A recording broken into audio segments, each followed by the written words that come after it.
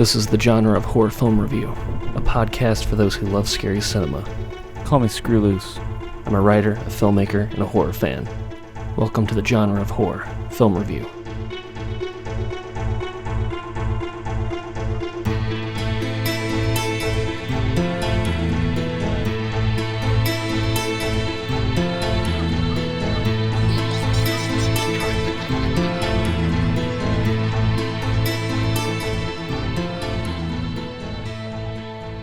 I wanted to talk about The Last Drive-In.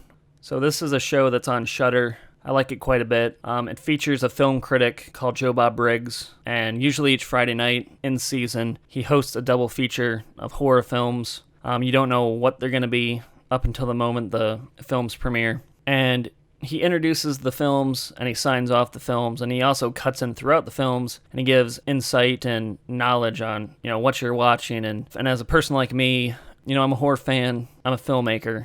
That's stuff that I'm really into. I love learning behind-the-scenes stuff about films like that.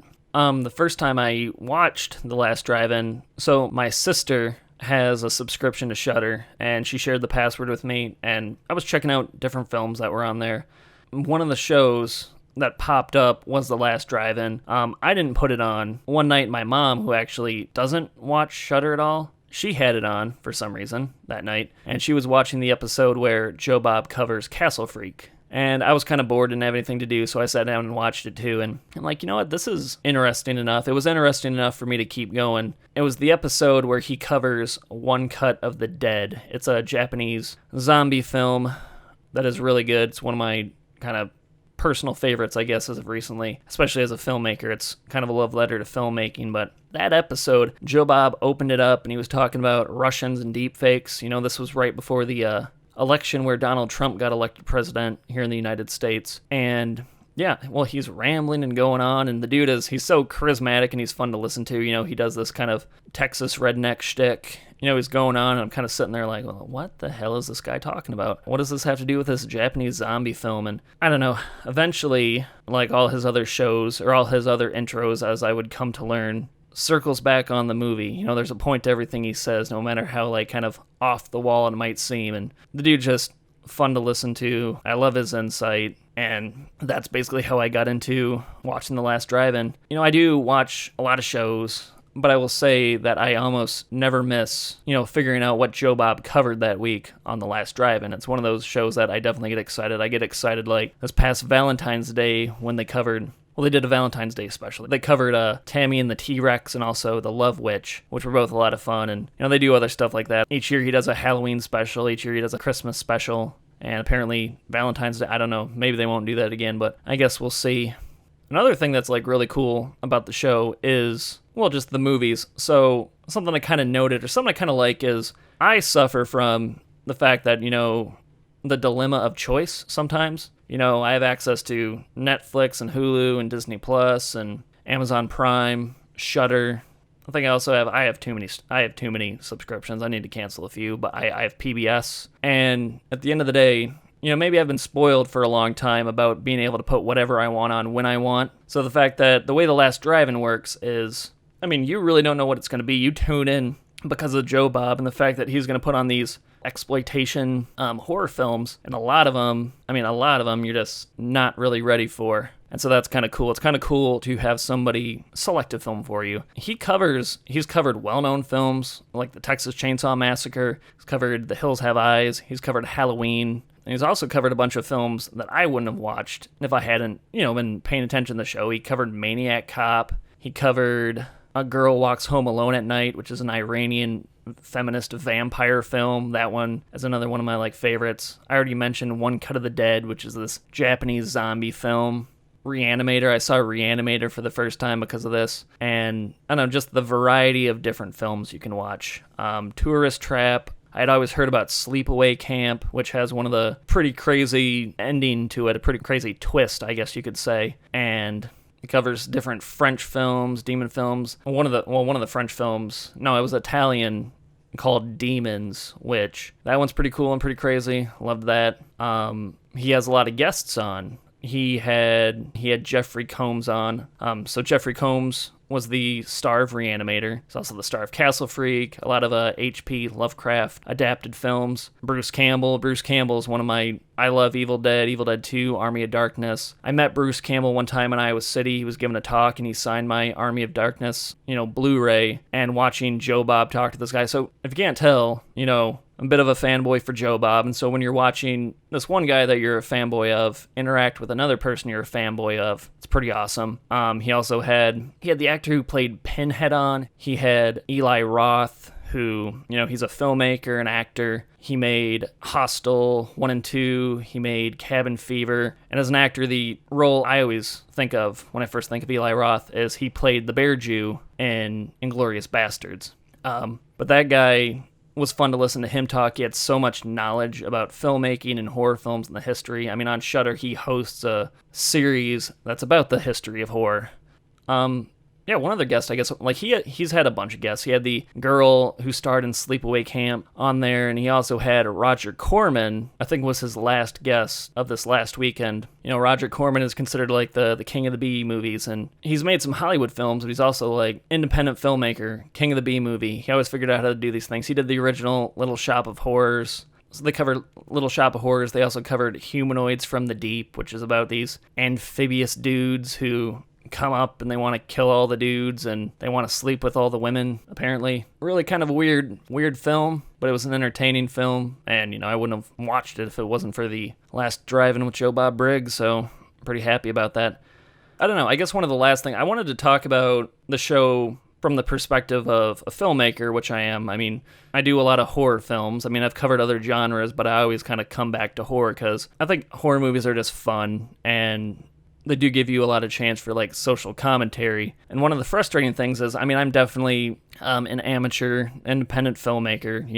You barely have like 2 pennies to rub together, I think is the saying when I'm making a film, and yet you still do it. And the cool thing about Joe Bob is he champions the independent filmmaker, and you can tell he really roots for him.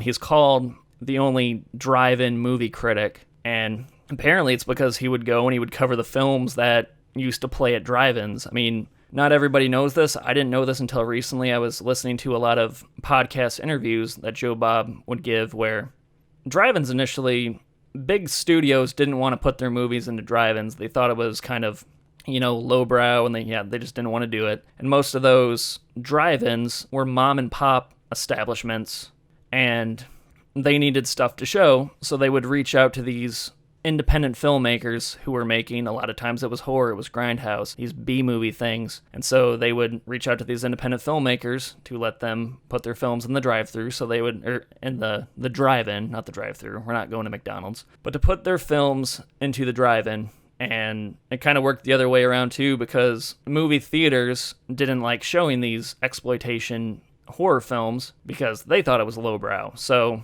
the drive-ins needed these films needed the drive-in, and Joe Bob, being a fan of film and being a fan of these guys, like a lot of these independent filmmakers making these films are guys who didn't have any money, and especially back then, the equipment was way more expensive, and so he just really respected these guys for making these films. And it's one of those things because I mentioned in the beginning of this podcast his episode where he covered One Cut of the Dead, which he just gives this really amazing kind of motivational speech about being an independent filmmaker and just going out and making your movie, and especially nowadays, just making it work. And, I don't know, it's kind of one of those things as an independent filmmaker where it does get kind of frustrating. It's cool to hear, and he goes on, he motivates you, says, go make your movie. He's like, it doesn't matter if you have 10 minutes a day, figure out how those 10 minutes are going to be about making your film, and I don't know. And then at the very end of the speech, he tells you, he's like, and then send me the film. He's like, go find my email address on my website, or he might have even said it at the end of the speech, but he's like, send me your film because I want to see it. And I don't know, I just thought that was so cool, and I know he's inspired a lot of other filmmakers and horror filmmakers to do what you do because you love it, for the passion of it all, and yeah, it's really cool. I'm hoping he's having like some sort of a drive-in jamboree out in Pennsylvania in a couple months. I'm kind of hoping to get to that, and we'll see. Otherwise, I know he has a film festival called Mutant Fest. I think this year is the first year, and I'm hoping it's an annual thing because I have an exploitation film in mind that I want to do, and hopefully I get in there because at this point, kind of the film festival I want to be in the most. And yeah. All right, I think I'm going to sign this podcast off.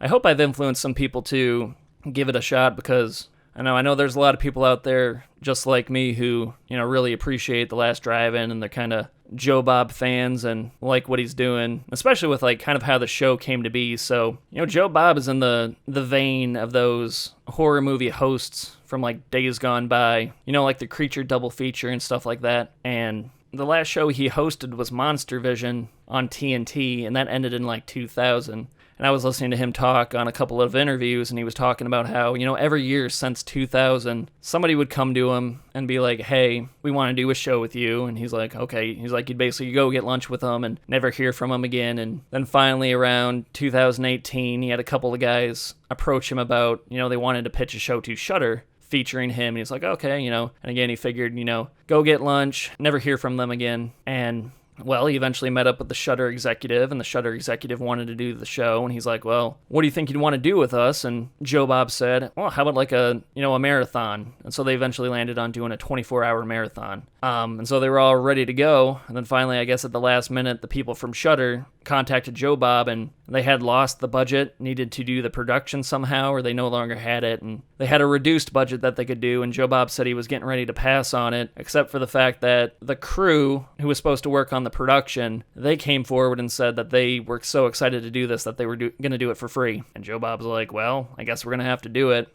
And he kind of didn't really know how this was going to turn out. In his words, he was kind of telling them, he's like, this 24-hour marathon, like, how do you want to do this? And they basically like, we want you to do it exactly like you used to do Monster Vision. And he was thinking that's not going to work. There's not commercials anymore. People are going to get annoyed when some dude keeps interrupting the movie the whole time. And they're like, no, it's going to be great. So they kind of went in not knowing how this was going to go. Well, people were so excited to see Joe Bob come back and do this show that, well, so many people tried to log on to Shudder to watch the event. It crashed the Shudder servers and basically influenced Shudder to be like, oh, wow, this is kind of something good here. So they made it a regular weekly television show. There's holiday specials involved with it. And I don't know, honestly, I think they made the right choice, because at least currently it's one of my favorite things to watch. I get a lot of escapism out of it, and again, as a filmmaker, a lot of motivation from it. And I know overall it's just a show that makes me happy. So I hope other people feel like tuning into it too. Thank you. This is Screw Loose, and you were listening to the Genre of Horror Film Review.